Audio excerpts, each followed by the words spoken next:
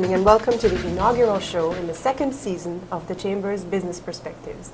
I am Celine Cleland Gomez.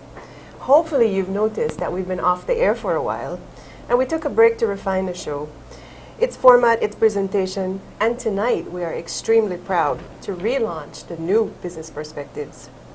We hope you will enjoy the presentations as much as we enjoy putting them together for you and that you will let us know about our effort. The Business Perspectives is brought to you by Brothers Habet, the Angelus Press, Pandora's Window Box, Idea Labs, and the Chamber's Western Union franchise, the only countrywide network and the only network awarded the 5-star quality award. So the consultations are over, the 90-day cooling off period ended today, and the proposed 9th Amendment to the Constitution is likely to go to the House tomorrow for its second and third readings, whereupon it will likely be passed by 2/3 majority. In its original state, the 9th Amendment threatened the fundamental principle of constitutional supremacy, removal of the fundamental right of the citizen to access the courts, and signaled an intolerance of private capital by the state. And while the intervention of the churches has resulted in a proposal less offensive to the core tenets of the functioning democracy, the implications of the revised proposal are still far-reaching, particularly for the private sector. At the Chamber, we've not been especially impressed by the quality of the debate on this issue, and given the significance of the 9th Amendment, have expended considerable resources in attempting to elevate the public discourse. Tonight's Business Perspective is the latest attempt. Tonight, we look at the amendment in its original and amended form and attempt to explain the implications for our constitutional democracy and the requirements for public policy going forward. Tonight, I am pleased and rather proud to be joined by two esteemed attorneys, none of whom are strangers to the Chamber. We do need to make a disclaimer. We did invite the Solicitor General to the discussion, but she did send her regrets. Please help me welcome Mrs. Jackie Marshallek, who is the President of the Belize Bar Association, and Mrs. Audrey Matura Shepherd, who is a volunteer attorney with the Human Rights Commission. Yes, Good evening and welcome to both of you. Good evening. Ladies, we, the 9th Amendment, it seems, have been beaten to death, basically. We've been hearing about it practically ad nauseum for the last 2 or 3 months, certainly since it was put out there in July, I think it was. It was submitted in July. We've seen the legal opinions. We know it's going to be passed. We're fairly confident it's going to be passed tomorrow. Tell me, Jackie, and I'll ask you the same question. Tell me, why is it that we need to keep this topic within the public discourse, and why is it we need to be so concerned about the amendments proposed by the 9th? I think there are two reasons, and one has to do with information being imparted to our citizens in general. We have found that, as you mentioned, even with all of the publicity on this issue, there are still so many Belizeans who still aren't clear on exactly what this bill is about. Comments have come back to me that, from persons gathering signatures for the referendum, that oftentimes they would meet the question, but, what is this all about? Still, even after all of this publicity. So there is still the need to get out there to explain this issue and get it out to our people. The second issue is that there are certain aspects of this bill which will continue to play out over, perhaps the weeks and years to come. In relation to the nationalization itself, there's an issue of how this new regime is supposed to move forward. It has not been the case. The Telecommunications Act, as it currently stands, didn't envision what has happened now. So there is that. And then there's also the issue of Section 2 for the attorneys. And what we've explained from the beginning is that Section 2 and amendments to your Constitution have the ability to affect you, not just with this administration. There is the potential, as we move forward into the future with other administrations and new amendments to our Constitution, and you'll really get to see Section 2 in action And then perhaps for those who still aren't quite clear about it, they will understand exactly what the impact and implications are. And I'm hoping we're going to get into some of those, the discussion of some of those implications this evening. But I really, Audrey, you have anything more to add to that? Yes, I think that it has to remain an issue because people have not realized what is the real issue. We are so taken up by the issue of utilities, and there's a wider implication. That bill really brings to the forefront two major divergent issues that are not compatible with each other. Well, let's be clear, though, because there are two drafts circulating. The original draft, which the only word you could use to describe it is egregious, and a redraft, which is not a formal redraft, but it's a redraft based on the Prime Minister's discussion with the Council of Churches, I believe, and some of the more egregious clauses were removed from my understanding. Yeah, but the most egregious one was not removed. Right. So just so we're clear, we're going to be discussing the original draft because that's the only formal submission that we have.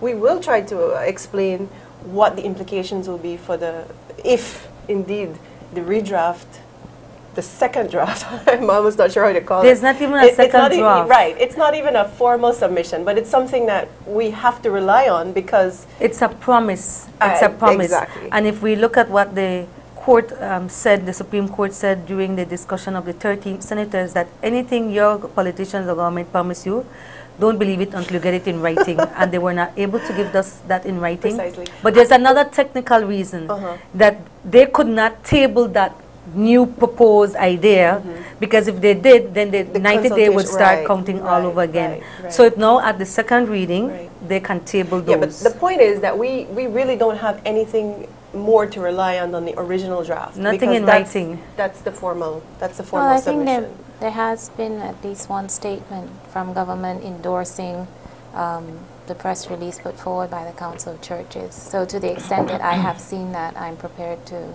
But we have no confidence really that what has been circulating will be what will be tabled in the House tomorrow. We really don't know what that draft is going to look like on Friday. And that needs to be. I'll give them the benefit of the doubt for now. All right, let's do that then. But let's talk about the original draft first, and all the issues related to that. And then we'll discuss the amended draft and see, the implications related to that. So, what are some of the more?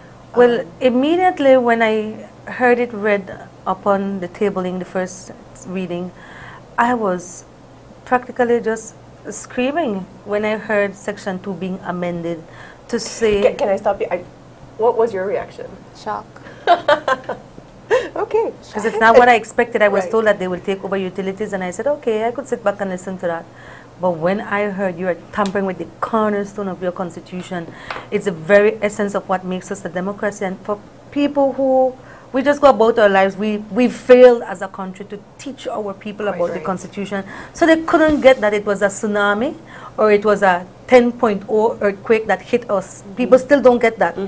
But what it means that if you're a democracy, you stand on three major pillars, and one of those three major pillars is that your constitution is supreme.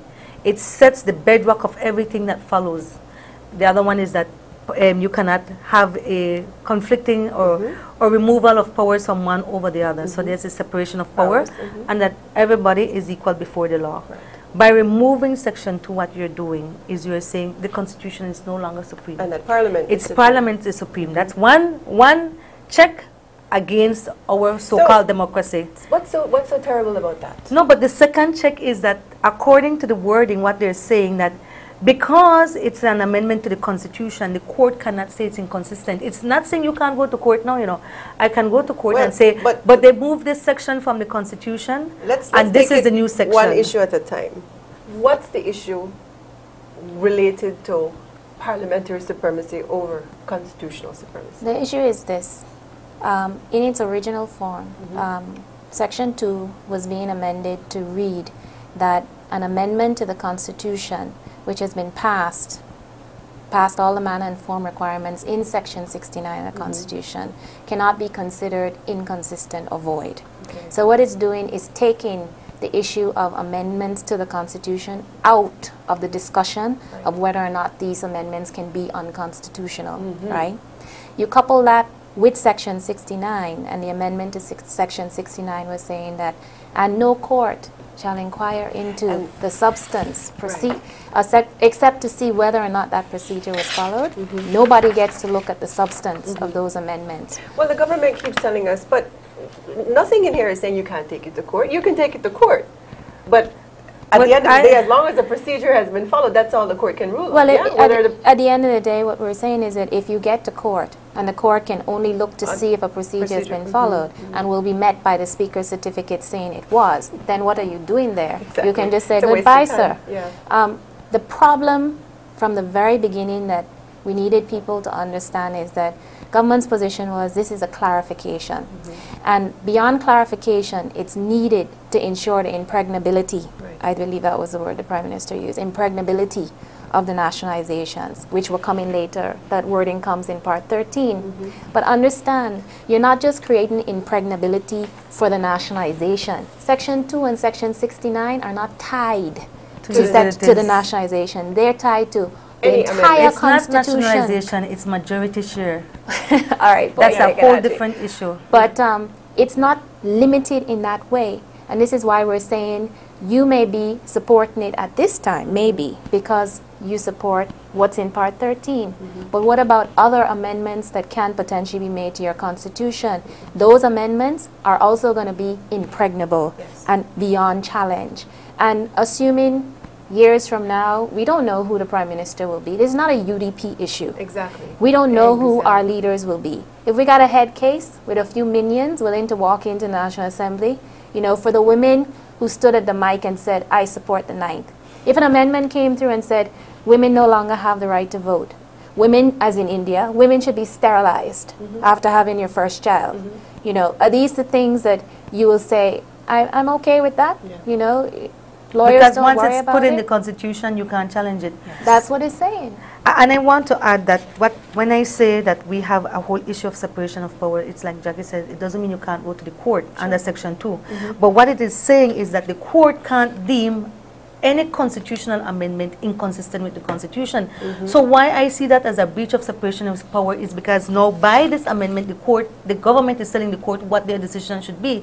Your decision should be that because I changed it and put it in this Constitution, you cannot deem it inconsistent to this Constitution. And to me, what I call that the mother eating up the child. You gave birth to the child and you ravaged it immediately. Yeah, but the government and people are not seeing it. You're being eaten up alive. But the government will tell you that because it's in the Constitution, it therefore is the will of the people and clearly an appropriate public policy issue. Right? Trying to look for it in here because we don't have a binding referendum.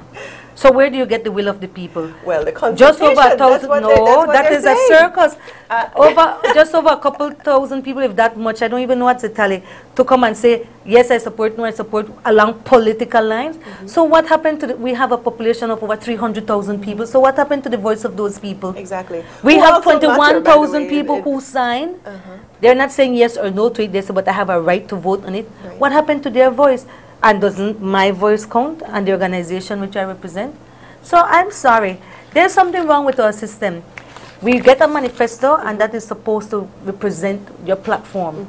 If you stick by it, because they voted for you, you could say, well, the people voted me to fulfill this. But when I don't find it in this manifesto, please tell me where the mandate comes from, because even with utilities, they never said that they would nationalize, which they never did. I really feel insulted when I think that the Prime Minister would say that they've nationalized something. It's not nationalized, it's majority share by 50% plus 1. Nationalized means that the state has full control over it, and it means not only majority share, controlling totally. And so it's not nationalization, so people don't realize they will have been pulled over their eyes. It's expropriation because they haven't provided compensation. And that's what people don't understand. Investors, They don't understand that part. They could hate Mr. Ashcroft all they want. But that's not the issue. But it is not about him. Exactly. Because when they come knocking to your door and do the same thing, I hope everybody gets up and agrees. Yeah. But at the end of the day, Audrey, you know, the second now, the redraft, and that's important because the Prime Minister said recently that he could understand why people might be a bit perturbed with the original draft. But man, since the more egregious clauses were removed, then the people who still object to it, there must be an agenda. No, I'll have you respond to that, but right now we have to go to break. We'll be right back.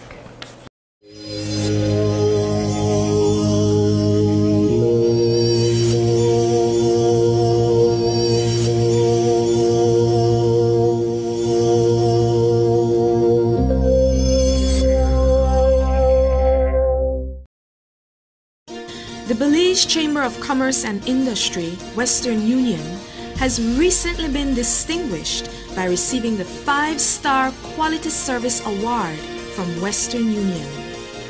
The 5-Star Quality Service Award signifies that the Chamber holds the gold standard in outstanding customer service, in being courteous, efficient, and transparent in the services we provide.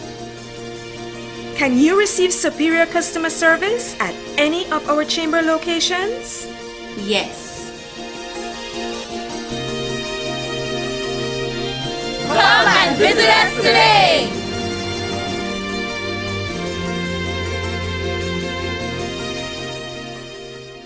Slow motion.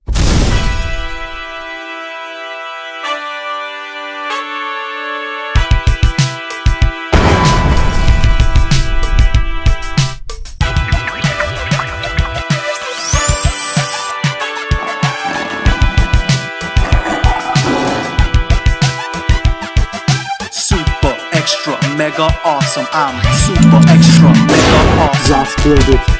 Brothers Hadet.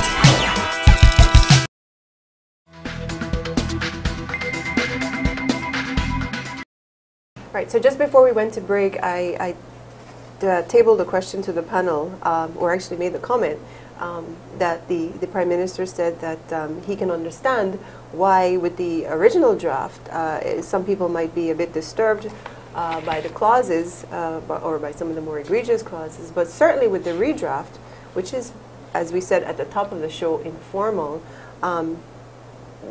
since it's now been made innocuous, and that those who still object to it must have an agenda. I think I want to say quite clearly that you know, the Bar Association has, throughout all of this, respected government and its role and its need to make policy. They came to us, the general public, asking, what are your opinions? The position of the bar was, we were asking for Section 2, Section 69, Section 145 involving nationalization to be removed. We did not stand up and tell him, you cannot nationalize, don't do this. We asked for 3 sections to be removed. 2 of those sections, well, let me say part of Section 69 was removed. The bar and the jurisdiction of the courts in 143, was it, Audrey? I think was taken out. Yes. And so it left Section 2 and a part of Section 69. We then issued a release saying, 145, sorry. We then issued a release saying, we are very encouraged by what the churches were able to secure. We didn't jump up and down and say, you know, how horrible. We said we are very encouraged. And in relation to what remains for Section 2 and 69, we recognize that you have a legal position, which is that this is a clarification. But as a bar association, respecting a case that's already been heard in our courts, Chief Justice Conte in the Bowen case didn't agree with you. So what we have here is a very live legal issue. And we simply asked, could we not amend Section 2 of our Constitution until the Caribbean Court of Justice has decided this issue? If after the CCJ has decided this issue, all sorts of clarifications can be made, and we will have to deal with those. But at this particular time, the effect of Section 2, especially coupled with 69, is a very live legal issue. It came out very clearly from the opinions that we received. You know, and government was quick to jump up and say, oh, the opinion of Dr. Durangelos, you know, it supports them. That's not true. what it says in that respect.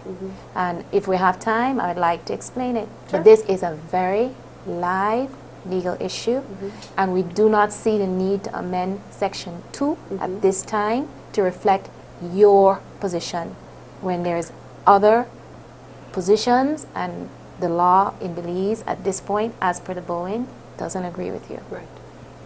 Well, I guess the Prime Minister is the best to speak about agendas when it comes to saying who has an agenda. I'll let him theorize about other people's agenda. I know his agenda, and it's surely for me one to fool the people. It's one to fool the people because what he has done is give people bitters to eat, but sugar-coated it.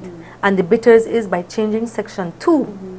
What he is doing is removing constitutional supremacy and creating parliamentary supremacy. And if the average person would know what that means, I can guarantee you they would vote no against it. So my personal agenda is to enlighten people. What does that mean exactly? It means... You see, under the system in which we are governed, what we sort of inherit from the British, because that's one part we didn't inherit, Parliament is supreme in the UK, meaning the Queen have the final say. No matter what they pass, I don't want to change it. They're like, chop off your head and let's go with it. Imagine it in the old days. But when they gave independence to these nations, what they did, they realized that obviously we don't have the kind of character and civility to follow their gentleman tradition, so they had to give it to us in writing. Or at least that we would mature into it. Yes. Right? Yeah. So they gave it to us in writing. And we were in a modern era where constitutions were being written, Bill of Rights were created, men were evolving to govern themselves better. But because of the wickedness and greed over time, they've realized we must put it in a constitution. So when you say the constitution is supreme, is that it means now that Parliament could do all that they should do, but it has to be in line with the principles in the constitution, and they're very laudable principles. They're really great principles. So it doesn't mean that Parliament can't make a decision. It just means that their decision is subject to these rules.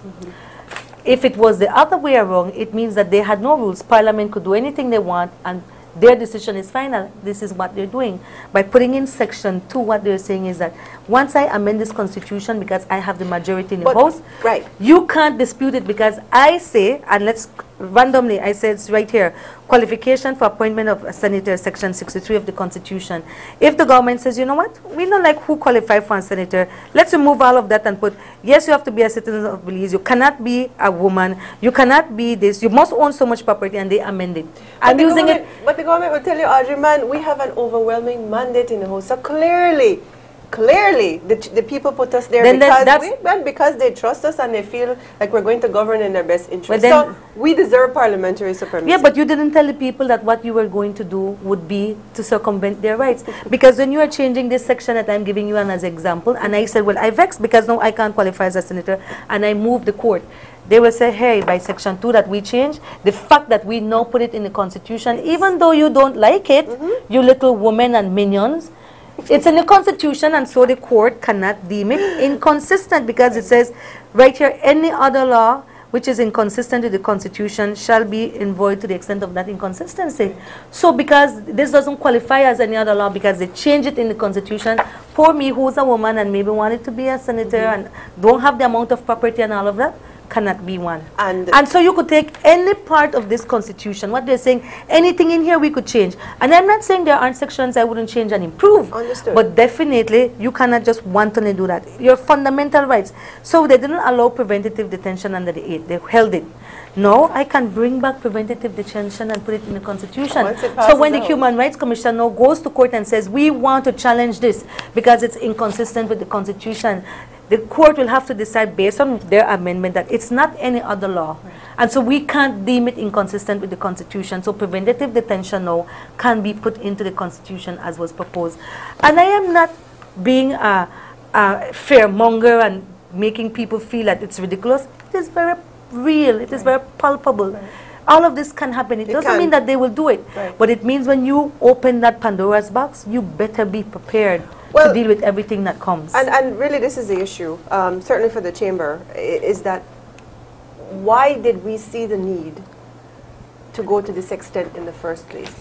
Understood that, you know, there is a redraft, or there is a proposed redraft that's you know, not as egregious, but we cannot ignore that there was an original draft that completely and utterly sought to remove what we consider our fundamental rights as citizens of Belize. No, we can't. And that is we very, can't very, ignore very, it. I mean, you know, it's extremely scary. We can't ignore it. And if you look at the, we took a position, we expressed ourselves. You had Dr. Ghani come, he used words as unpalatable, difficult pill to swallow. You read the opinions of both gentlemen, they make it clear. Those ouster clauses, unconstitutional.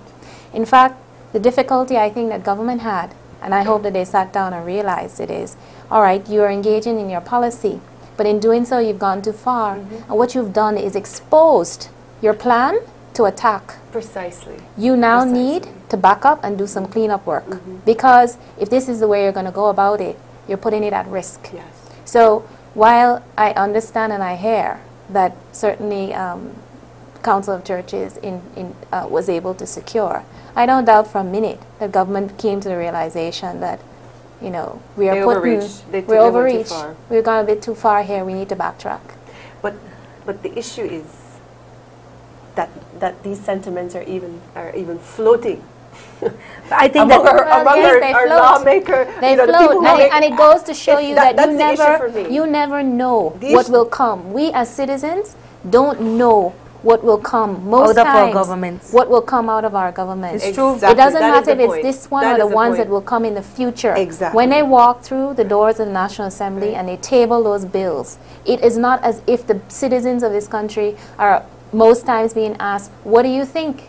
Even the 90-day consultation, the minimum 90-day period between the first reading and the second reading, doesn't mandate and say that I must consult with you. That's a convention. Exactly. Right. So Which is we not are enforceable. very removed as citizens from that constitution, from that process. And this is where we're having the disconnect. You know, it's one thing for them to say, I have a mandate. Right. But let's look at that mandate. At the time when this administration came into government, there was a referendum act. There was a provision in the referendum act that says, if you wish to derogate from the fundamental rights and freedoms stipulated in the Constitution, you must hold a referendum. That was removed. It was removed and it was never replaced with anything. Because now we know it's part of a bigger plan. Exactly. Well, Or so we couldn't see. We couldn't see then. It seems it's to one be. thing, It seems but to be. the Bar Association said, all right, we understand that this referendum act doesn't have the same standing as the Constitution, and you most certainly do have the power to amend it. But could you please put the requirement for the referendum in our Constitution where it properly belongs, so that we could bridge this gap between the citizenry and the National Assembly? It has not happened. And we have gone from the 6th to the 7th Amendment to the 8th Amendment, and it hasn't happened. So I'm still trying to understand why we have this disconnect. Well, I see the mere fact that when I read the original bill, that it was even written, I said the audacity to reveal to us your devious, very devious intention, because that's what I see. Section 69 to me is a reflection in clear language of what Section 2 is about. So Section 2 to me is the whisper, and then 69 is the joke in your back. And then it wasn't enough that you were joke in your back, then they flat give you 143 to 145, and then they sodomize you at the end.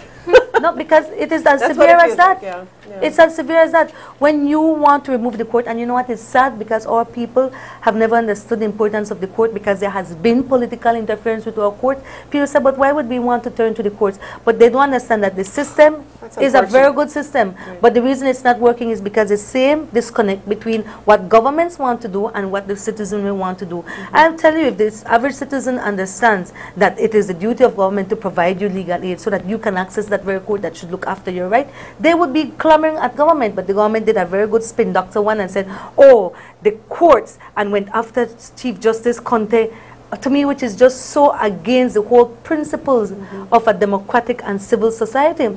And they went after the courts. Imagine there's no security of tenure of the justices of appeal now. That is not by chance. Courts, right now the judges at the Supreme Court are on contracts. These are little things that they hang over your head for you to have to feel a sense of obligation to sway here or there. And if you don't go along immediately, you can be removed and be replaced. It's not as though you're irreplaceable. But those are the things the people in society need to understand, that the institution that should be your check and balance has been tampered with. But don't blame the institution. Blame the people who have the power to tamper it. And so, yes, we need to change our constitution, but not to take away our rights, not to take away our involvement, but to add to it. I really want to get to the question of what next, because we agreed at the top of the hour that this is going to pass. It's going to pass. As egregious as it is, it's going to pass. So there's a very real high possibility. The Prime Minister has essentially said that it's going to pass. Yeah. Yes, he has said. I mean, I have to wonder to what extent the other representatives of the House. But before we start answering that question, sorry, Jackie, I want to talk about the issue, the public issue, the one that you referred to as the red herring, the nationalization. It's not nationalization. The majority share. The majority share. The Prime Minister threw that word out there because he knows he's a master of words, and he knows how to blind you and hypnotize you with words that carry one meaning but mean something else. It's not nationalization. How about an acquisition? Expropriation. It is essentially an expropriation, but a state can nationalize without a constitutional amendment. Yes. And as you said it before, Jackie, and I'm sure you agree, we have never, the issue of the nationalization has never been what we've been concerned about. Right. Nobody's fighting that. Whether we agree with it or not, and I have to say, for the chamber, it is an issue. Because we are a private sector organization, and as I said, the intolerance of private capital is a concern. It's a concern. You need investments to develop. And whether you're looking at local or foreign investment, the rules still apply. Right? So we have to be concerned with the impact on investment, period. But at the end of the day, if you believe you have a mandate to take back the utilities in the best interest of the people, make your case, and we will abide by it. I really want to clear up with a misconception here, though. Please.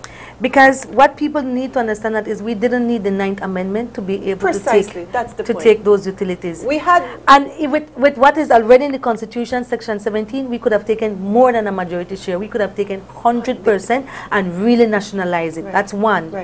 Two is what people need to understand. What happened with that BTL case is that if the government had followed the Constitution, where it says that they should have provided reasonable compensation within reasonable time, the BTL attorneys would have had absolutely no case before any court. And I always tell people this. I said, let me tell you as an attorney, and we are litigators, so we know. If she represents a client and I represent a client, and she says, look, you're taking my stuff, whatever, and I want to shut her up, all I had to do was send some kind of compensation. It may not be what she wants, but by doing that, I'm admitting, okay, I did take your stuff and I owe you. The court would have then only decided quantum and said, okay, the government would have said, look, BTL, the government had the power to take your property, whatever, and they have to give you due compensation. You're not satisfied with the $1 million sent to you. You want more. Well, let us hear the issue of quantum. But the government, after 2 years, didn't even send $1. A gesture to say that we intend to compensate. And so they made this whole issue remain live for this whole while. Had the government done the right thing, and the Prime Minister is an attorney and he knows that, had he sent some form of compensation, that BTL case would have never been won. And with that, we have to go to break. We'll be right back. The Belize Chamber of Commerce and Industry, Western Union, has recently been distinguished by receiving the 5-Star Quality Service Award from Western Union. The 5-Star Quality Service Award signifies that the Chamber holds the gold standard in outstanding customer service, in being courteous, efficient, and transparent in the services we provide. Can you receive superior customer service at any of our Chamber locations? Yes. Come and visit us today!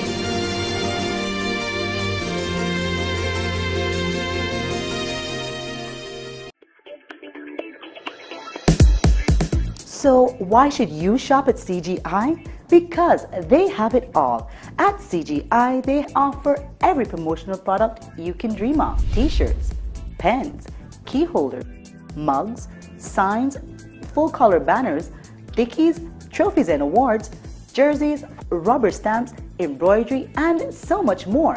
When they say everything, they mean everything.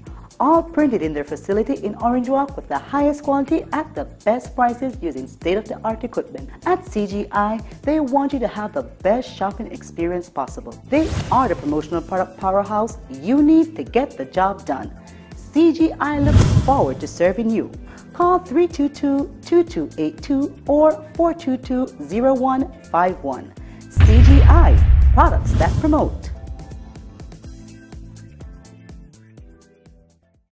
Introducing eZone Belize, the fastest, most reliable way to ship internet purchases and just about anything to Belize. It's easy, affordable, and fast.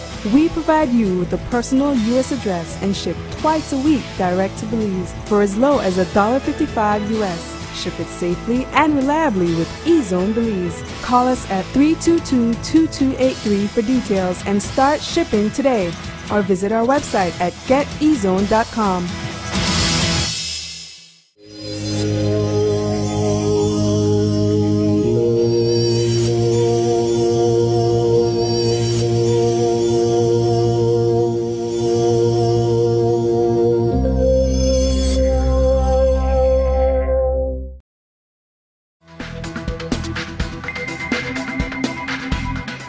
And welcome back. We are having an extremely enlightening discussion on the Ninth Amendment. And before we went to break, we were talking about what Audrey called the red herring issue, which is the nationalization, and the fact that you don't need a constitutional amendment to nationalize. Governments do it all the time. It's within their remit to do it. We all agree on that. Right. But you were explaining what's actually at play here, Audrey.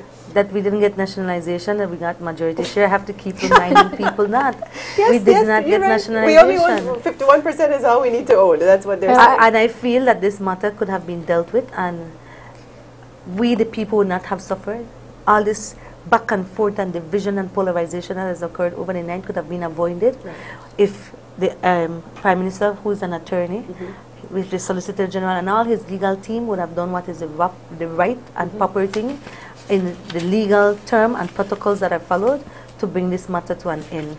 I know they will give all sorts of excuses why it was not done, but I still maintain that trained attorneys know how to bring matters to a table and conclude it. If you fail to do that, then I will have to say what he once said: you have to go back to school. Because it's elementary what you're taught, how to conclude a matter. And their protocols you must follow, and their ethics of the professions by which you must abide. And now we have another nationalization. Well, that one is very interesting. Jackie can... No, I'm talking to the BL. I was thinking about how we had the first one, the court deemed it that it was not proper, then we tried to do the second one and make it retroactive. Well, like it's the same nationalization, just we didn't do it cleanly the first time. You see, the thing is that we have to understand that we do own, government does own the company at this particular time because it has been expropriated. We've taken it not once, we've taken it twice. So it's taken. Yes. The Constitution is supposed to be a backup. A backup. Well, let me quote, because we have an official statement which says the bill gives the government and people of Belize majority ownership and control over BTL, BEL, and BWSL, and will make it impossible to revoke that ownership and control. That's what. That's not true. That's what they're saying. That's an opinion, and it's an attempt, and I'll tell you why it's an attempt. When you read the opinion of Dr. Fiaggio, what he makes clear, and this is something that the bar didn't get into originally because we didn't really get into the details of the nationalization. Majority share. And the majority, the expropriation, is that the second taking is at risk. The second taking is at risk because it tried to make it retrospective to the first taking. The Court of Appeal had already said that the first taking was bad, but in our second taking, we tried to clean up our mistake and we tried to get it all the way back to the date when we first took it. In doing that, we exposed it. That exposure is something that obviously the government's not prepared to to concede. And so what the Constitution is now, or what this amendment to the Constitution is seeking to do is say, I'm putting it in my Constitution, and I'm putting in this Section 2, which says that as long as I passed it, it's good. Yeah. You, the courts, cannot come and tell me it's not good. Yeah. And that's what's happening here. You see, but it would have been different. What people need to understand is that one parliament cannot bind a future parliament. So why I say that you read that statement where it says it's impossible for it to be undone, basically. That is not true. Support that is not true. Let me tell you why. So this government loses an election and there's another government. And they also have a majority share. The same way they change everything in the Constitution, the other government can change everything in the Constitution. This is a part or a feature of our system of government. It's not bad. That's why the true amendments to your Constitution should be the check and balances, so that these super governments, super majority governments don't go in and just keep wreaking havoc, taking the Constitution like tug of war and pull it here and pulling it there. So there'll be an election in 2013 and a whole third party will win now. And they said, look, this is nonsense. We will revert to a different system, and they can remove the whole thing. And people need to understand that. And there's nothing bad with that. What would have been important is, however, if there was really a referendum that is binding, that the next government who wants to come and undo it will not be easily able to do it, because they would have to take it back to referendum, because they say, look, when we did it, it was with the will of the people, where we see so much percent of the voters, people of voting age, who made decision on behalf of their children, are saying this is what we want. And so to undo it, we have to go back to referendum. And if the majority say, no, we don't want to undo it, they would have to leave it. But governments do not want that accountability. So what they do, they pride on the fact that we have 44% of our people living below the poverty line, 23% unemployed. And each party have at least 15 to 20% who are fanatics. And so when you combine your fanatic group, the unemployed group, and the people living below the poverty line, you have a perfect controlling group that you will manipulate, and you will sweeten with things like, oh, it's nationalization when it is not, it's majority share. Oh, it's such a devil when it's not, you really have your own interest. Oh, you will get cheaper this when it's not, because I'm telling people, my kids have been asking me about this, and I had to tell my son, I said, son, when a government does something and says, oh, it will not cost you more, prices will go down, I said, if that was a source of revenue, it's just like in the house. If one of us are not getting that money anymore, we have to find where to get that shortfall. Well, and that's really an excellent segue into the public policy discussion, because, I mean, we have not exhausted the nationalization discussion. But majority share. We only have so much time, unfortunately, and we're going to take up the issue in subsequent shows. But I have to say that the issue for the chamber as well is what happens going forward. What's going to happen going forward? And we had a really interesting discussion with Dr. Hamid Ghani, who came to talk to the chamber in late September. And I'd like to play a clip from his presentation, and then we'll come back and discuss it. The state can't engage in an agenda of control if it doesn't have the money to do so. Now, so the state can't engage in an agenda of control if it doesn't have the money to do so. Right. I mean, Dr. Ghani, we just viewed the clip, and one would assume that if the government goes to the extent that it has to wrest control from the private sector, that it has a plan, that it knows what it's going to do with it, that it understands, you know, the public policy issues going forward, that it understands now that because it's using the people's money, that it will come under more scrutiny from the people, and that they will set up the administrative structures to ensure that, you know, as a citizenry, we get value for money. But why? That's one of the other side of the coin that is not getting the ventilation it requires. And I must applaud the teachers, because I've been to several presentations at which the teachers have asked me to speak, or just attended different meetings with them, or spoken to different teachers, and I was amazed that for them the issue is not constitutional nationalization, majority sharing thing, you know, for them it's like, okay, we are going to get it. Tell me how we're going to pay for it. That was one of the, how are we going to pay it? And if we're going to pay for it, how can you say we can't even compensate the previous owners? And fine, we have it. What's in place that it is it is managed accountably and transparently, because they fear that it will become another tool for political patronage. Oh, but it will. At their expense, because they're saying teachers' budgets are already being cut, this hardship they're having at schools and so. So if you have all this money, please tell me, consult with us, give us the plan so we can see it. If you show us the plan, a sound financial management plan, we'll support it. And the teachers did not get that. I mean, Jackie also made that point, and the teachers have a point, don't they, Jackie? Yes, I mean, if we have all these social issues. I had one teacher comment because we had gone to do the presentation. Audrey and I were both there, and it wasn't live. But one of the things that they was expressed was that if I take something from somebody and I don't pay for it, what is that? That's stealing. Yeah. I don't want to be called a thief. If I'm going to take something from somebody, I want to pay for it, and I want to be okay with this. And they really were concerned that, you know, the money has never really been there for them. They had to wait a very long time for their raises. They had to, when they finally did get it, it was not what they were asking for. So yes, they want to know, where is this money coming from? Others, as we've gone out and done presentations, have expressed the view, well, if we have so much money, it isn't that we don't understand or it wouldn't be nice to own the utilities, but we don't think the money should go there. If we have 43% poverty and we have so much unemployment, we have so much crime, why don't we put the money to these issues instead of the utilities, which can be heavily regulated by a commission and can be brought in line? Because their view, or the view was expressed, was that the reason why these things got so out of control was because they weren't being regulated, or at least in relation to telephone, the way it should have been. That's an administrative issue. That's an administrative issue. So the structure is there. The issue of the money is out there. It hasn't really been discussed. It's a valid point, though. Very, very widely.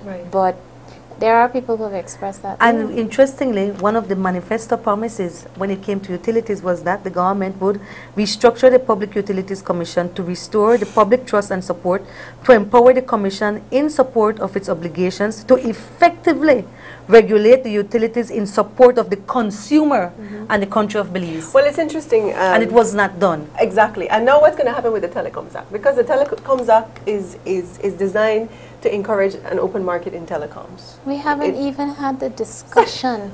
And the problem that I think, you know, must certainly concern the bar is, what is the rush? Because all of a sudden there's this big rush to get back into the house. There's so many aspects of this that really haven't been hammered out. And the Telecoms Act, of course, was set up during the period where there was private control of these companies. Government, I think the Telecoms Act says that basically government shouldn't have an interest in these things. Precisely. But now you have a situation where water certainly is owned by government, electricity is owned by government. So why is the PUC in there?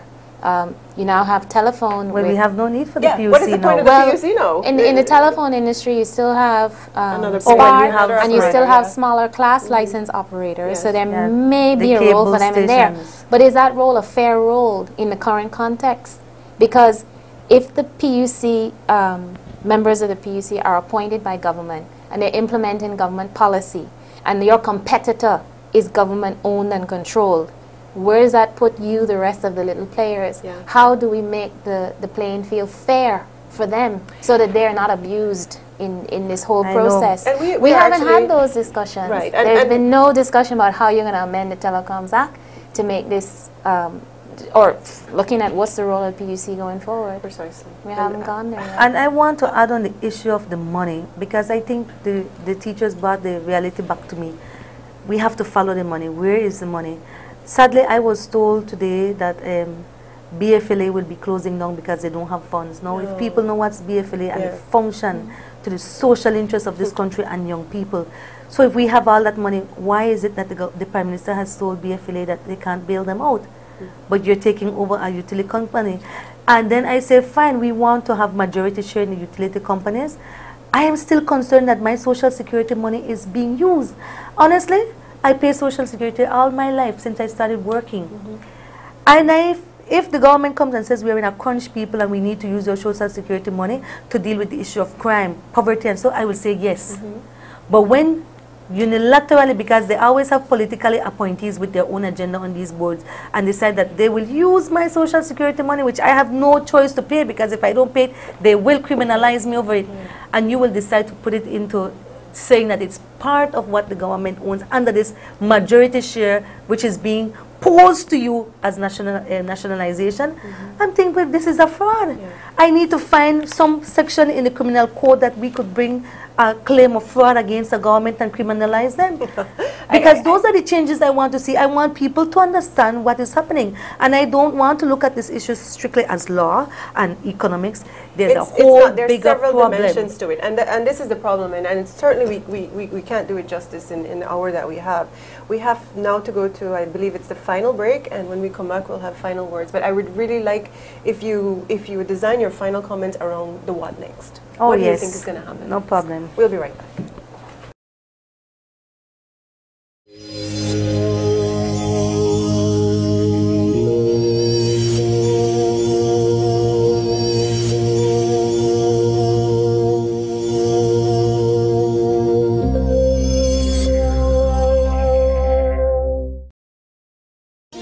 The Belize Chamber of Commerce and Industry, Western Union, has recently been distinguished by receiving the 5-Star Quality Service Award from Western Union. The 5-Star Quality Service Award signifies that the Chamber holds the gold standard in outstanding customer service in being courteous, efficient, and transparent in the services we provide. Can you receive superior customer service at any of our chamber locations? Yes. Come and visit us today.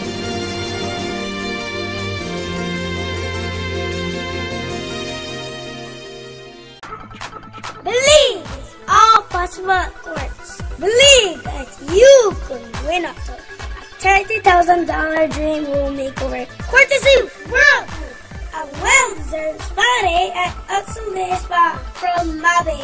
Believe that you can get the best brands at the best prices guaranteed, and that you can only pay $1 down. All of these and more flashback quartz, and that you can't believe. Quartz, bringing value home. Certain conditions apply. Fulltech Systems continues to be your trusted source for technology products, offering top brands such as Dell, HP, Acer, APC, Lenovo, Clip Extreme, and Next. We've got what you need when you need it. From computer systems, components, accessories, printers, software, ink and toner supplies, and networking products to banking and audio-visual equipment. Fulltech Systems offers cutting-edge technology solutions. Join other satisfied customers and experience the value for yourself. Visit our store locations or call us in Belize City at 223-3226 or Belmopan at 822-0482 or email us at sales@fulltech.com.bz. Fulltech Systems, where you'll come for the price, but stay for the service. Inspiring great minds to do great things.